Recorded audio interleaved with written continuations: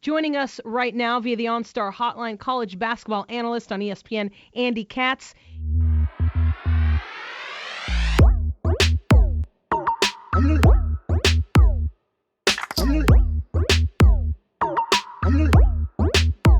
In college basketball right now, Kentucky not playing the type of basketball we all expect. Duke kind of on the downward spiral as well. North Carolina not playing like the Tar Heels we all think or expect to see.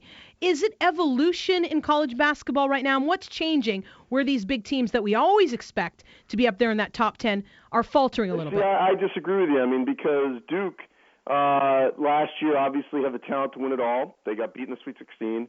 This season, they're still a viable team to go a couple rounds in the tournament. They've got one of the best recruiting classes in the country coming in next year. So they're certainly a team that I don't think is going to be, if you even want to consider this being a down year, I don't think that's going to last that long. As for Carolina, they still could end up being a number one seed. So I wouldn't worry about them. They just haven't played as well on the road right now. That's been the problem. They just had, and today they're at home. The rest of the time they're going to be on a neutral court in the ACC tournament and in the NCAA tournament. So I don't think that that's going to be an issue with them. I just would reserve judgment right now on North Carolina until we get through the NCAA tournament. Okay, then let's talk about teams that are on the up and up. Teams that we may not have expected, like a Billy Gillispie team, his Texas A&M squad, and what AC Laws turned into. Washington State with Tony Bennett in his first year, and then a Seth Greenberg at Virginia Tech. These are guys and teams that people are getting more excited about recently, and maybe because there's just not room for everyone to be the topic of conversation, they're kind of the ones that we seem to be focusing on lately. What do you think of that? Well, I mean, I agree with you on Washington State for sure. I mean, A&M, I think a lot of people thought they were going to be pretty good this year. He's definitely changed the perception for this program right now. They've got a very good recruiting class. They've got one of the best players in the country right now in AC Law. They're winning close games. So I would think that things are going pretty well for A&M. Washington State, to me, though, has been the biggest surprise, I think you could argue, in the country, because they were picked to go 10th, and for them to be the second seed in the Pac-10 tournament, the way they've won games certainly has been extremely impressive. Winning close games at home, challenging on the road, and really I think they could be a factor to get to the Sweet 16. He's played a little more up-tempo than his father. Everyone assumed just because his name is Bennett that they're going to be 19-17 halftime scores, and that has not been the case. They've been able to get up and down, and they've got a good foundation for, I think, to be good in the Pac-10 for the next couple of years. I actually thought, since his last name was Bennett, that he could sing really well, but I was completely off on that one.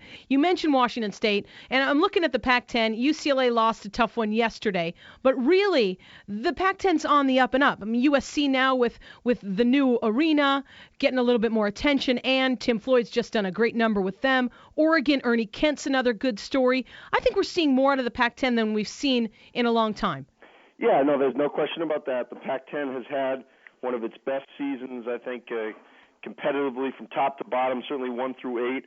8 teams for a while were in play for potential NCAA berths.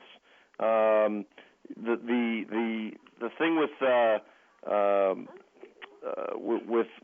UCLA loss yesterday, I don't think that necessarily caused any concern because they had already clinched the Pac-10 title, and so I wasn't surprised that Washington was able to take them out.